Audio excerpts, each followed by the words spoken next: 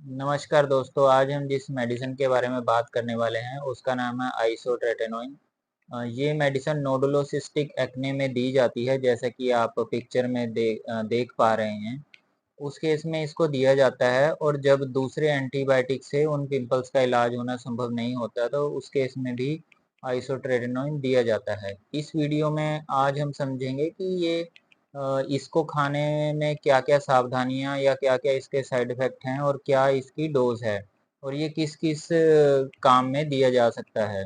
दोस्तों, वैसे तो ये एक्ने में, नोडुलोसिस्टिक एक्ने में ही दिया जाता है। दूसरा, ये कैंसर के उपचार में, स्किन का कैंसर हो जाता है जब कई बार पपड़ी उतरनी शुरू हो जाती है स्किन की, उस केस में भी ये सपोर्टिव मेडिसिन के रूप में कैंसर की मेडिसिन के साथ इसको दिया जाता है।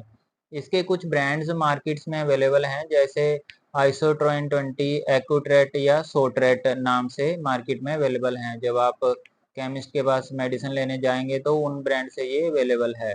और जब भी ये मेडिसिन आपने लेनी है, ये डॉक्टर की देखरेख में ही लेनी है। डॉक्टर की प्रिस्क्रिप्शन के बिना ये मेडिसिन आपने नहीं लेनी है। अब ये हमारी बॉडी में करता क्या है? ये हमारे जो ऑयल ग्लैंड्स होते हैं, जो ऑयल रोम छिद्र होते हैं जिनसे ऑयल निकलता है हमारी बॉडी में, या हमारे चेहरे में या हमारी पीठ में, जहाँ भी ऑयल रोम छिद्र होते हैं, उनको ये बंद कर देता है, जिसके कारण उनसे उत्पन्न होने वाला ऑयल बॉडी में प्रोड्यूस नहीं होता, और जो बैक्टीरिया होता है ऑयल में वो मर जाता है, जिसके कारण ये पिंपल को होने से रोकता है, और होने वाली जो उससे निशान होते हैं उसको भी ये बंद कर देता है। पिंपल से होने वाले निशान भी ये रहने नहीं देता। अब इसको खाने से पहले कुछ सावधानियां बरतनी पड़ती हैं, मैं उसके बारे में आपको बता देता हूँ। जैसे कि अगर आप इसको खाना शुरू किया है तो ज़रूरी नहीं है कि ये पहले हफ्ते से ही आपको असर दिखाना शुरू कर देगा। इसका असर हो सकता है 2 या 4 हफ्तों के बाद दिखे आपको, लेकिन आपने जब इसको खाना शुरू करना है तो इसको खाना छोड़ना नहीं है, ये सोचकर कि इससे तो फ़र्क नहीं पड़ रहा, क्योंकि इससे असर होने में थोड़ा समय लगता है। दूसरा, अगर आपको कोई लीवर डिज़ीज़ है, लीवर की दिक्कत है, वो आपने नहीं लेनी है, क्योंकि ये लीवर के एंजाइम्स के स्तर को बढ़ा सकता है। अगर और इसके बाद अगर कोई प्रेग्नेंट लेडीज़ हैं वो इसको नहीं ले सकती, क्योंकि होने वाले बच्चे को ये नुकसान पैदा कर सकता है। हो सकता है वो अपंग या उसमें कोई डिफेक्ट हो जब वो पैदा हो, तो इस केस में ये प्रेग्नेंट लेडीज़ को नहीं दिया जाता, और अगर वो दूध पिला रही हैं, कोई बच्चा है, उसको भी ये बिल्कुल नहीं देना है कैप्सूल। इसको जब भी खाना है, खाना खाने के बाद ही खाना है, और इसको खाने के बाद हमारे जो बॉडी है उसमें ड्राइनेस आनी शुरू हो जाती है, जैसे कि हमारे लिप्स में, फेस में, या हमारी आर्म्स में, बाजुओं में ड्राइनेस आ सकती है।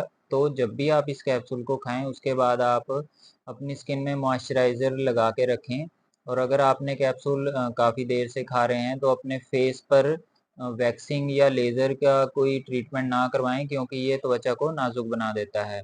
अगर आप धूप में बाहर निकल रहे हैं तो अपने चेहरे पे सनस्क्रीन लगाकर निकलें, और अपने शरीर के दूसरे अंगों को ढककर ही धूप में बाहर निकलें, क्योंकि ये त्वचा को फोटोसेंसिटिव बना देता है। हो सकता है आपकी स्किन जो है धूप में जाने के बाद खराब हो जाए।